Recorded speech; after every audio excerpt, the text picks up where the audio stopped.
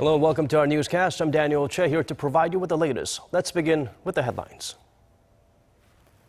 President Park Geun-hye highlights the need to reform Korea's R&D system to ensure the nation's tech sector regains its global edge.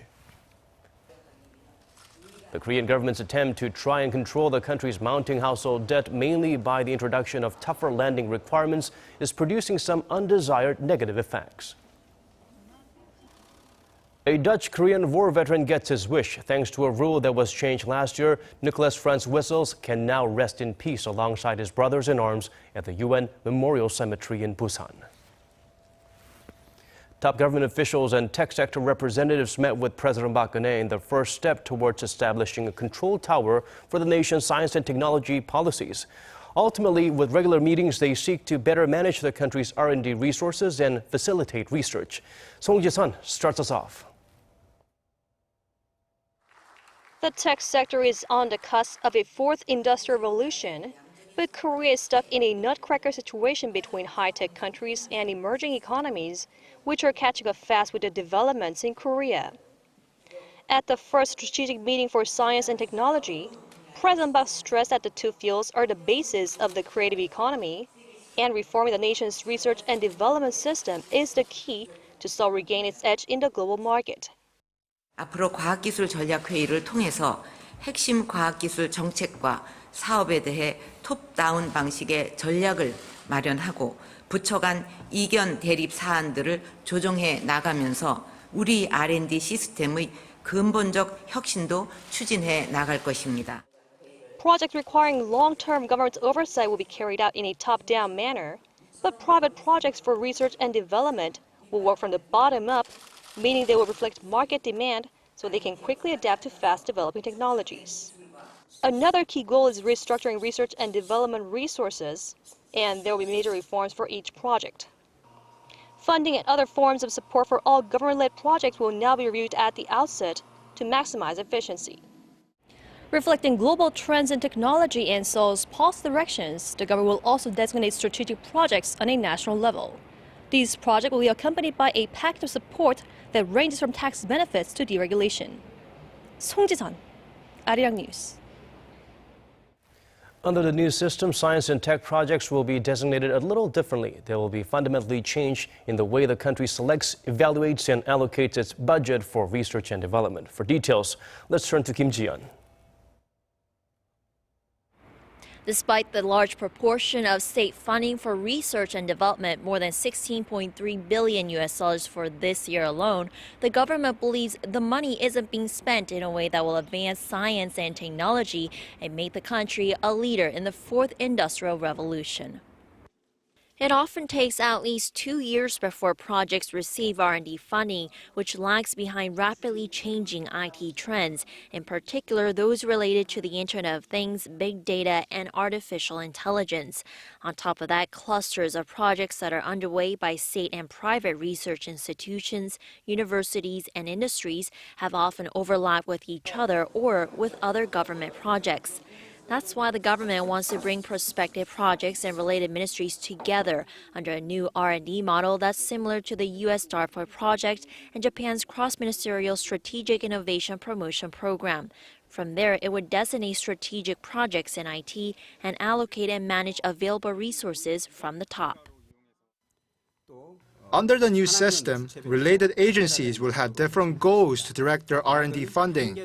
Universities will be focused on the development of basic research and training young researchers, while research institutions will focus on the development of open source and proprietary technology, and the industrial sector will be focused on the commercialization of the technology.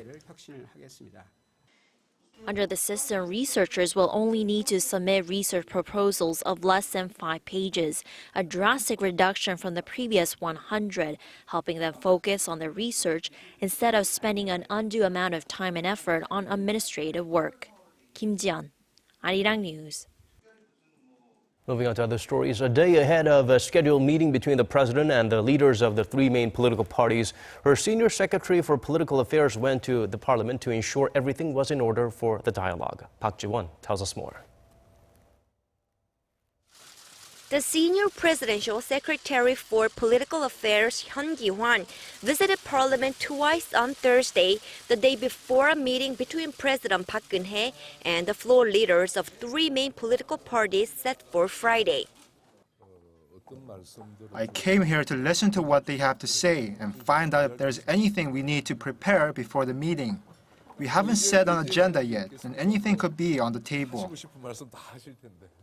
Hyun met with ruling Saenuri Party floor leader Chung Jin-seok and minor opposition People's Party floor leader Park Ji-won and spoke on the phone with the main opposition Minju Party floor leader Woo Sang-ho. The Minju Party is in the midst of a two-day convocation with its new lawmakers in the southwestern city of Gwangju. The meeting is part of the party's efforts to win back support from the traditional liberal stronghold after it lost all 8 parliamentary seats to the minor opposition People's Party in the general election in April. Gwangju is a symbolic city for the liberal parties as it was the site of one of the country's most representative democratic movements in 1980.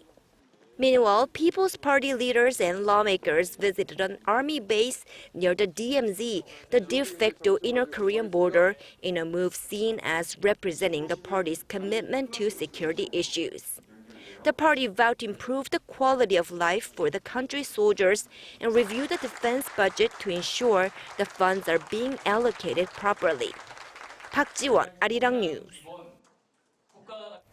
As North Korea continues its nuclear threat, South Korea and the U.S. remain on the same page when it comes to curbing Pyongyang's provocations. The two allies have and will continue to pressure the regime to give up its nuclear weapons program. Connie Kim shares with us what's discussed at their biannual high-level security talks. South Korea and the U.S. reiterated their mutual cooperation on deterring threats coming from North Korea and will continue to seek various ways to curb its provocations. Wrapping up the two-day Korea-U.S. integrated defense dialogue held in Washington, Seoul said Thursday the two countries have reconfirmed that the North's fourth nuclear test, its intercontinental ballistic missile, and submarine-launched ballistic missile launches are a grave threat not only to Seoul-Washington alliance, but also to the world's peace and security.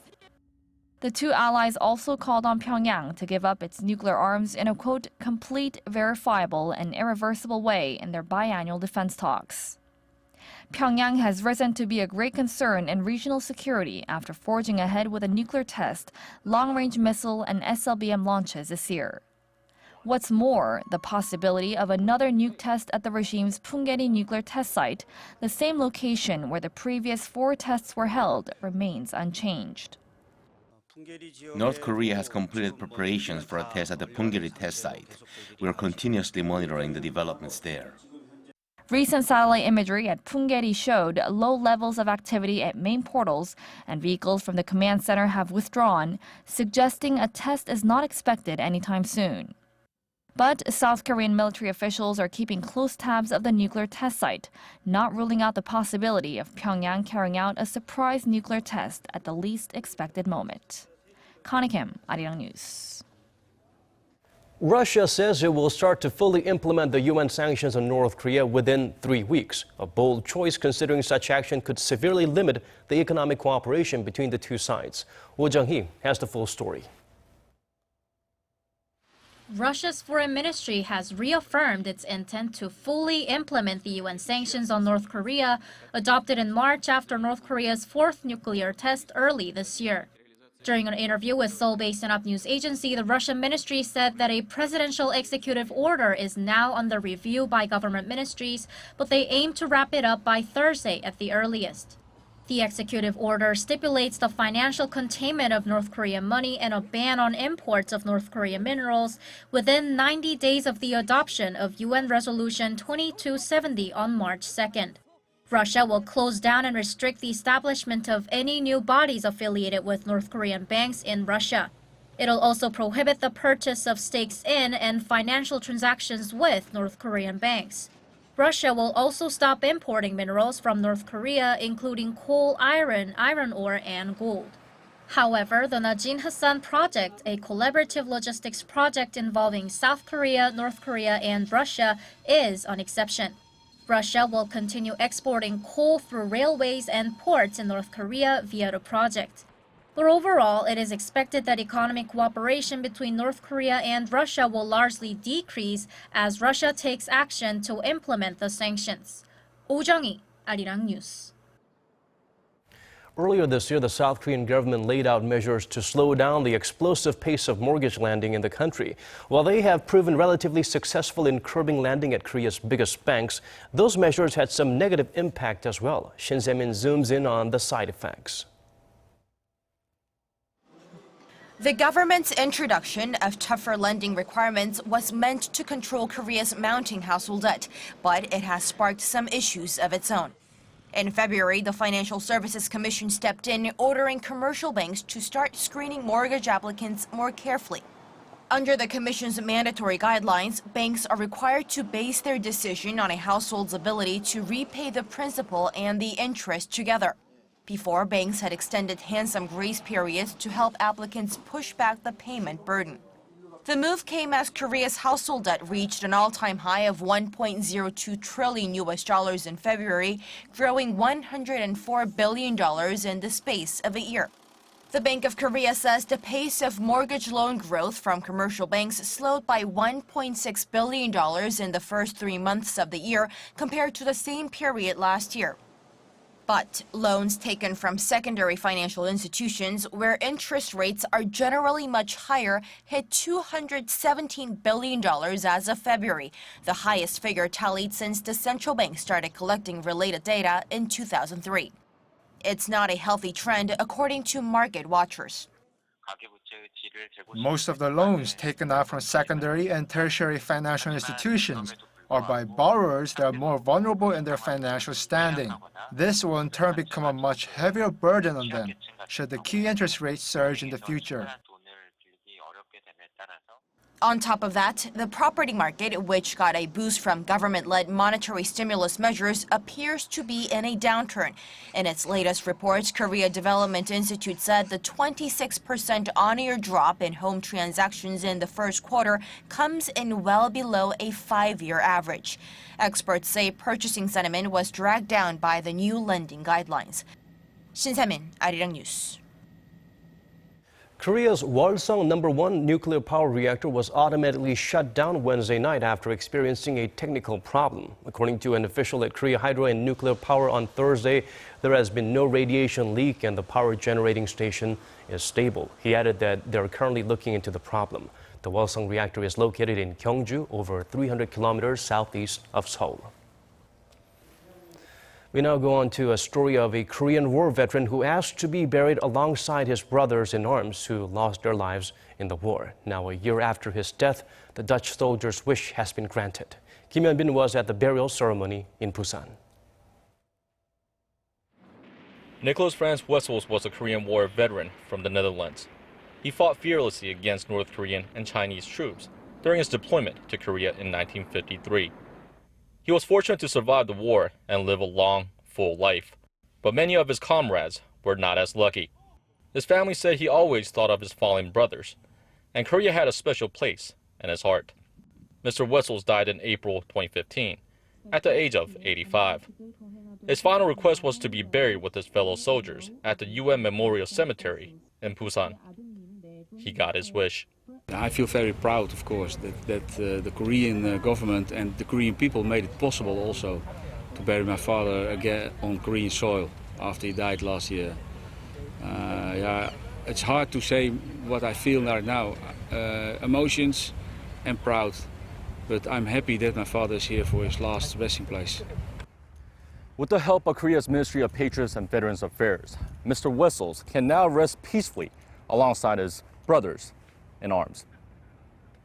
Mr. Wessels' family members, the Dutch ambassador to Korea, and other Dutch veterans from the Korean War attended the burial ceremony on Thursday.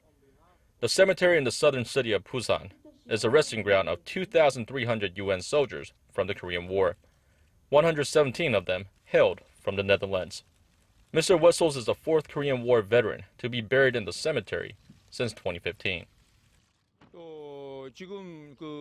If Korean War veterans want to be buried here in the future, we have over 2,000 vacant plots here at the UN Memorial Cemetery, and the government will offer its full support. In May of last year, the Ministry of Patriots and Veterans Affairs changed the rules to allow the international transfer of remains from a veteran's home country to the cemetery, so veterans of the war could be laid to rest in Korea. Kim Hyun-bin, Arirang News, Busan. Moving on, this year's Cannes Film Festival begins. Korean director Park Chan-wook, who is looking to take home his third award from the event, is among the big names in the business who are present. Kwon Jang-ho takes us to France, where security is also high priority for the star-studded event. The world's biggest film festival is back, and the 69th annual Cannes Film Festival has once again brought no shortage of star power. The event opened with the return of an old maestro, Woody Allen, with a light-hearted Café Society. George Miller, the director of last year's box office smash Mad Max Fury Road, is leading the festival jury this year. And trying to impress that panel is Korean director Park Chan-wook, who is looking to complete a hat-trick of Cannes Awards this year with his latest period piece, The Handmaiden. He won the Grand Prix for the revenge thriller Old Boy in 2004 and the jury prize for the vampire horror thriller Thirst in 2009. But Park has never won the coveted Palme d'Or, the festival's top prize. With strong competition from the likes of Ken Loach and Pedro Almodovar, Park is once again considered a long shot this year, but he's still expected to walk away with one of the other prestigious awards on offer. Off the red carpet, the atmosphere has been tense this year. With the terror attacks in Europe over the last few months, the event has opened amid a backdrop of heightened security. The French police staged a full terror attack drill last month, and 2 evacuation drills were held on Tuesday as well. Kwon Jang-ho, Arirang News. That brings us to the end of this hour's newscast. Thank you for watching.